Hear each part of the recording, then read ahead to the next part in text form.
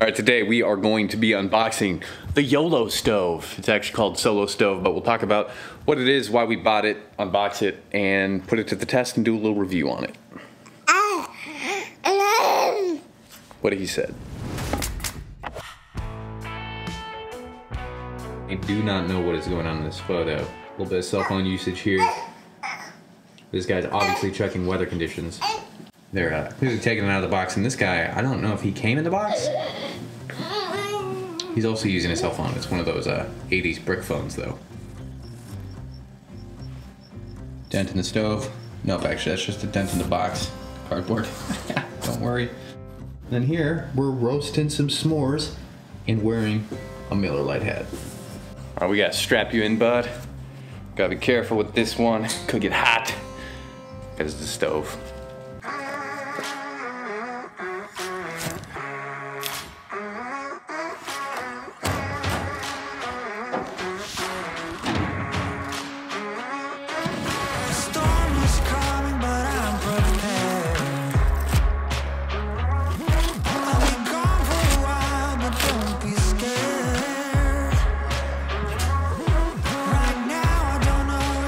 I guess what were you expecting? Stainless steel stove?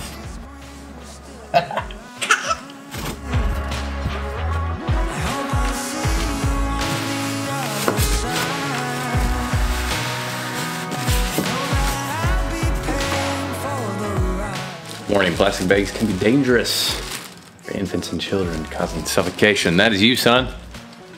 Beware.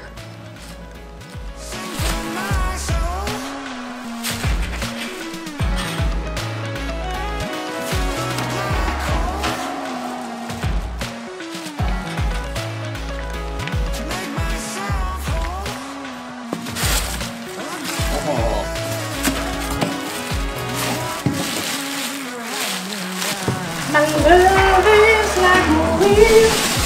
I can't tell you how I feel. The SOLO Stove is like a wheel.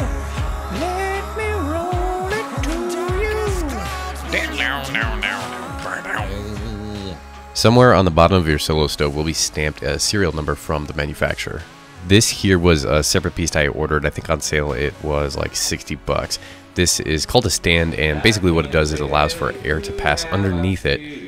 That way when you're using it for long periods of time it stays cooler, and then it's not going to scorch your grass or possibly like a deck or something like that.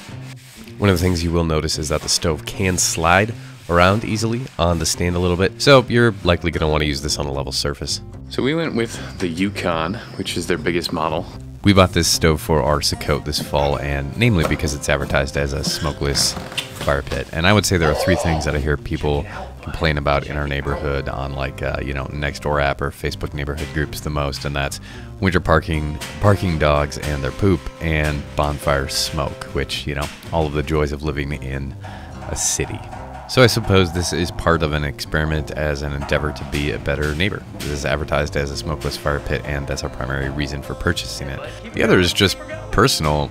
It's kind of nice not to get smoked out all the time, right? There's all sorts of folklore about why smoke chases you around the fire as you move from lawn chair to lawn chair, avoiding the stinging sensation in your eyes. Perhaps this was the original version of musical chairs for our ancestors. Final verdict? Like the Yolo Stove? Oh, gotta be careful. This kid has been known to take out a tripod. This here is Old Rusty. This is who SOLO Stove, or Yolo Stove, is going to be replacing. We decided to nickname it the Yolo Stove, for short for the You Only Live Once stove, because it's so expensive. I never thought we'd be spending this much on a fire pit, but here we are. So I'm sure before we toss Old Rusty out or move her on to another home, we'll do a head-to-head smoke comparison between the two and see what the outcome is. First, you'll start by setting your stand in the grass if you have one, and then you can place your SOLO Stove on top of it. After that, you're ready for the cap, and then make sure you have it facing in the up direction, and load some logs and grab some friends and light up and enjoy a good, warm, toasty bonfire. When you're all done with your SOLO Stove, the stand conveniently fits right back inside the stove itself for storage, and then flip the lid upside down, and you got a compact little stove to carry out. This guy only weighs 38 pounds, I believe, plus a couple pounds for the stand. Which I know they like list the sizes on the website, but I figured let's take a tape measure, find out what it compares to our other one. Old Rusty comes in at about 34 inches, which is decent size. Solo Stove lists the Yukon as being 27 inches in diameter. And a few first thoughts and impressions of this stove. So I would say one of my big questions is, how do you clean this guy out? With these little holes, I'm guessing some of the large coals that don't burn are going to stay on top, and then the finer ash will fall down in here. So you probably got to wait till it cools, flip the whole thing upside down and dump it out. That would be my intuition at this point, but I'll read the directions to verify that. It's not as deep as I thought it would be because of this grate. And then, let's say you're not supposed to load the wood kind of really over this. You want the wood to be below here, so you're kind of dealing with smaller logs, I guess. That makes me glad that we went with the biggest one. Don't you think, bud? Yeah. It's weird talking this close to it because there's like a little echo. Like when you talk into the stove, it echoes. Sounds like a really large reverberating room.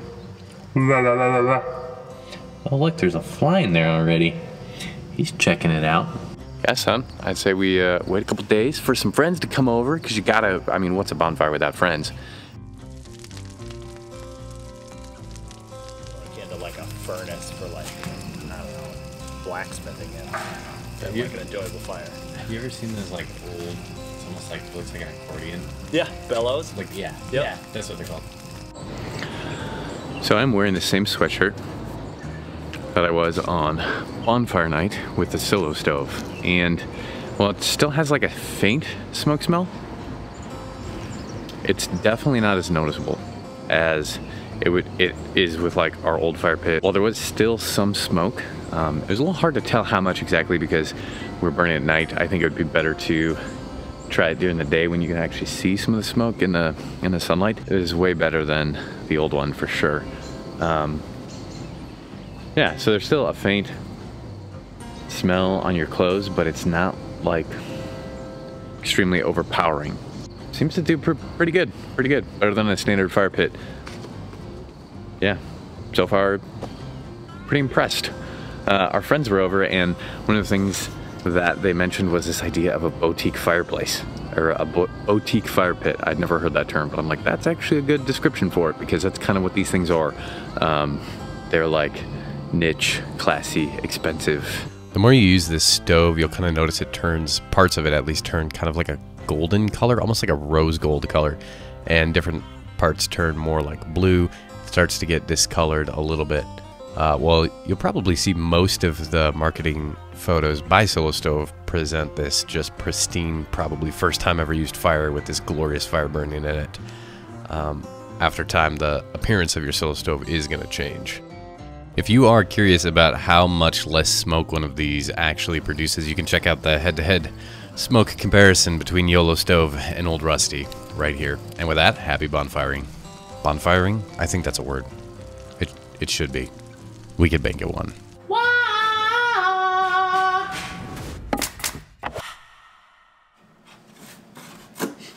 It's got a very distinctive smell in this box.